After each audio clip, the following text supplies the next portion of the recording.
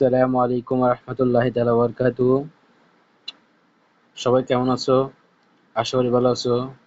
তোমরা মাত্র SSC pass করে এইচএসসি ইন্টার লেভেলে একটা একটা বিদ্যালয় প্রাঙ্গণ শেষ করে একটি মহাবিদ্যালয়ের পথে আসতেছো। তোমরা মহাবিদ্যালয়ে পা রাখছো। তোমাদের স্কুল জীবন শেষ হয়েছে, এখন মহাবিদ্যালয় অর্থাৎ কলেজের জীবন শুরু হতে যাচ্ছে তোমাদের। এই কলেজের জীবন হচ্ছে তোমরা নিজেদের মতো চলবে এটা ঠিক নয়, তোমাদের কিছু গাইডলাইন দরকার।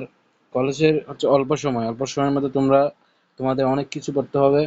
সামনে তোমরা কলেজে পরীক্ষা দেওয়ার সাথে সাথে ইন্টার পরীক্ষা দেওয়ার সাথে সাথে তোমাদের শুরু হবে এডমিশন টেস্ট। এডমিশন টেস্টে পড়ার জন্য তোমাদের নিজেদের বেসিক ক্লিয়ার করতে হবে সব কিছু।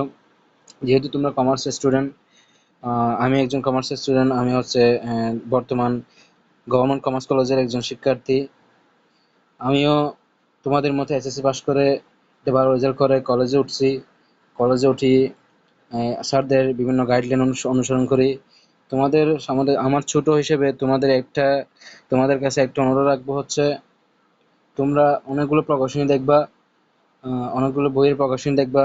সেই বইগুলো সেই বইয়ের মধ্যে কোন বইগুলো ভালো হবে, কোন বইগুলো খারাপ হবে, এটা নিয়ে আজকে আমি মূলত আমার এই ভিডিওটা করতে করতে আসছি। তো আশা করি তোমরা বুঝতে পারছো। তো আমরা চলে যাই, আর দেরি না করে বুক লিস্টে চলে যাই।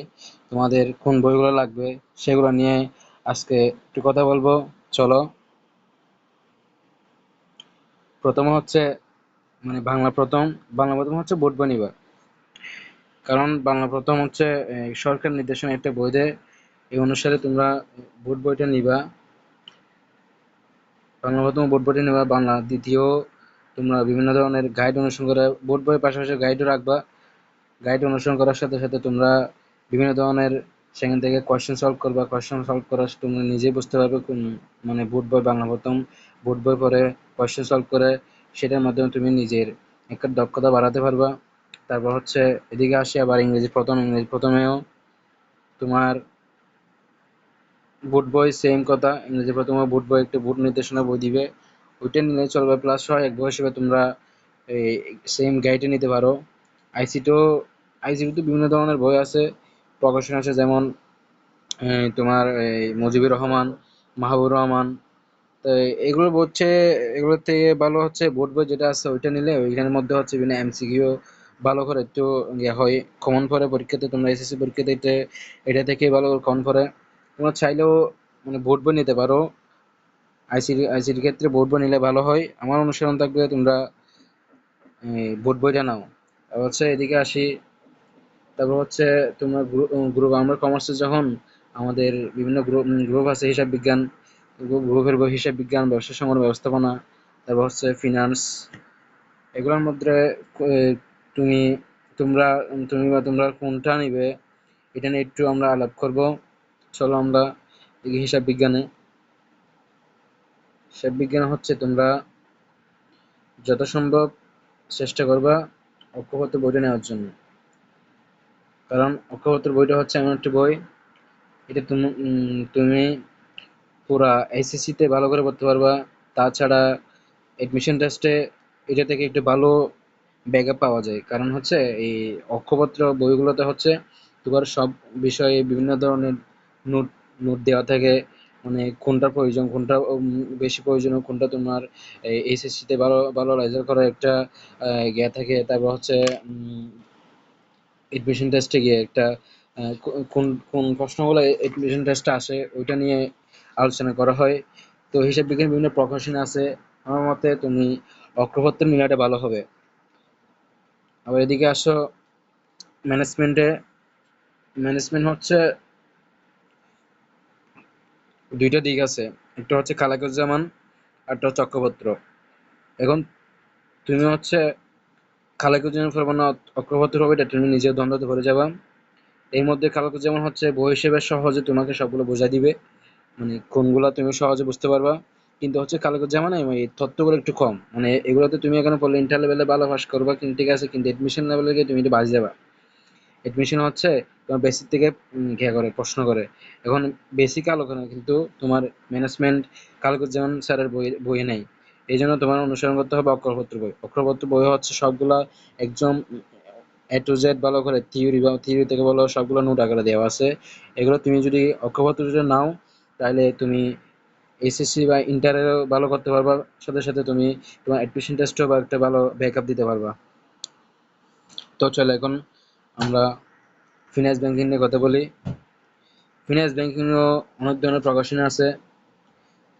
এর মধ্যে প্রকাশনের মধ্যে হচ্ছে অক্ষরপত্র, তোমার দ্বি যমুনা, তারপর হচ্ছে পদ্মা, তারপর হচ্ছে কার্গিস যমুনা আছে মনে হয় সম্ভবত। এক্ষেত্রে তুমি সেম অক্ষরপত্র নিবা। অক্ষরপত্র হচ্ছে ওই বললাম না, সবগুলোতে অক্ষরপত্র হচ্ছে সব ভালো করে হচ্ছে তোমার এই নোট আকারে দেওয়া থাকে, সব বইয়ে ভালো করে দেওয়া থাকে না, বেসিক থেকে আলোচনা থাকে না। অক্ষরপত্র হচ্ছে ভালোতে বেসিক থেকে আলোচনা করে, সেজন্য তোমার অক্ষরপত্র নেওয়াটা উচিত হবে আমি মনে করি। তো চলো এখন আমরা অর্থনীতি নিয়ে কথা বলি। অর্থনীতি হচ্ছে এটা হচ্ছে অঙ্কপত্র আছে ভালো, ও তার চেয়ে ভালো হচ্ছে রণজিৎ কুমার নাথ স্যারের বইটা। কারণ হচ্ছে রণজিৎ কুমার নাথ স্যারের বইটা হচ্ছে যে বিভিন্ন ধরনের, ওইখানে বিভিন্ন ধরনের নোট বেশি দিয়ে থাকে, অঙ্কপত্র থেকে বেশি দিয়ে থাকে। সেখানে হচ্ছে তোমার থিওরিক্যাল আলাপ আলাপ, হচ্ছে অঙ্ক সহজে বোঝানো, সবকিছু দিকে কিন্তু ওই অঙ্কপত্র থেকে এগিয়ে আছে রণজিৎ কুমার নাথ স্যারের বইটা।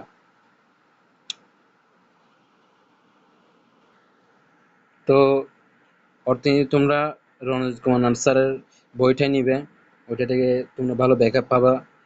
তারপর হচ্ছে অর্থনীতিতে যারা কমার্সের স্টুডেন্ট, তারা হচ্ছে এই সি ইউনিটে পরীক্ষা দেয়, আবার হচ্ছে বি ইউনিটে পরীক্ষা দেয়। এখন বি ইউনিটে পরীক্ষা দিতে হলে অনেকে বি ইউনিটে পরীক্ষা দিতে গেলে জিকে পড়ায়, জিকে তে অর্থনীতি তো তেমন কিছু আসে না, কিন্তু যারা আর্টস স্টুডেন্ট তাদের জন্য অর্থনীতিতে রণজিৎ কুমার নাথ স্যারের বইটা পড়লে ওনার জন্য ভালো একটা করবে। তো তুমি কমার্স স্টুডেন্ট হিসেবে আমারও একটা ভালো একটা পরামর্শ থাকবে। আমার উচিত তোমাদের উচিত আমার পরামর্শটা গ্রহণ করা উচিত। তোমাদের অর্থনীতির রণজিৎ কুমার স্যারের বইটা যদি নাও, তোমরা ভালো একটা ব্যাকআপ পাবা। তো আমি আশা করি আমি যা বলছি তোমরা তা বুঝছো। তোমরা তোমাদের নিজেদের মতো করে আমার কথাগুলো যদি তোমাদের অনুসরণ করতে পারো, তাহলে আমি আশা করি তুমি একটা ভালো একটা রেজাল্ট করবা। আমি তোমাদের কথা বলছি, আমিও নিজেও আমার শ্রদ্ধেয় বড় আমার শিক্ষক যারা আছে, আমার শিক্ষকগণ থেকে আমি এই অনুসরণটা করছি, করে যাচ্ছি এখনো। তো আমার একটা পরামর্শ থাকবে, তোমরা হচ্ছে আমার এই কথাগুলো একটু মেনে চলতে চেষ্টা করবা। পাশাপাশি তুমি নিজেও চিন্তা করে দেখবা কোনটা ভালো হয়। তো আজকে এখানে শেষ করছি। আসসালামু আলাইকুম।